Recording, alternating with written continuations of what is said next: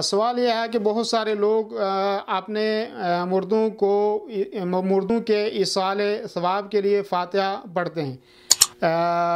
مردوں کے ایصال ثواب کے لیے یہ جو رواج عام لوگ، بہت سارے لوگوں کے درمیان یہ رواج بن گیا ہے کہ لوگ جو ہے وہ فاتحہ پڑھتے ہیں اور کہتے ہیں کہ ہم اس کو اپنے مردوں کے لیے بخش رہے ہیں، تو اس کا شرعاً کوئی اس کی دلیل موجود نہیں ہے۔ یہ صرف لوگوں کے درمیان جو ہے وہ رواج ہے، اور جو چیزیں ثابت ہیں کہ جن کا ثواب میت کو پہنچتا ہے ان میں سے یہ ہے کہ صدقۃ جاریہ، کہ صدقہ جاریہ جو اس نے کیا یا آپ کر رہے ہیں اس کا ثواب اس کو ملتا ہے۔ ایسے ہی او علم ينتفع به، یا علم جو اس نے پیچھے چھوڑا ہے، اس علم کو لوگ پڑھ رہے ہیں، اس پر عمل کر رہے ہیں، تو اس کا ثواب جو دنیا سے جانے والے کو ملتا ہے۔ تیسری چیز ہے جو آسان ہے اور آپ بھی اور ہر آدمی کر سکتا ہے، وہ یہ ہے کہ او ولد صالح یدعو له، یا نیک اولاد ہے تو وہ والدین کے لیے یا کسی بھی کے لیے کوئی آدمی دعا کرتا ہے تو وہ دعا اس کی قبول ہوتی ہے۔ تو یہ تین اسباب اس حدیث کے اندر موجود ہیں کہ جو جائز صورت ہے اور جو دلیل ہے وہ اللہ کے نبی صلی اللہ علیہ وسلم سے ثابت بھی ہے کہ ان کا ثواب ملتا ہے۔ باقی جو ہم لوگ قرآن خوانی کرتے ہیں یا فاتحہ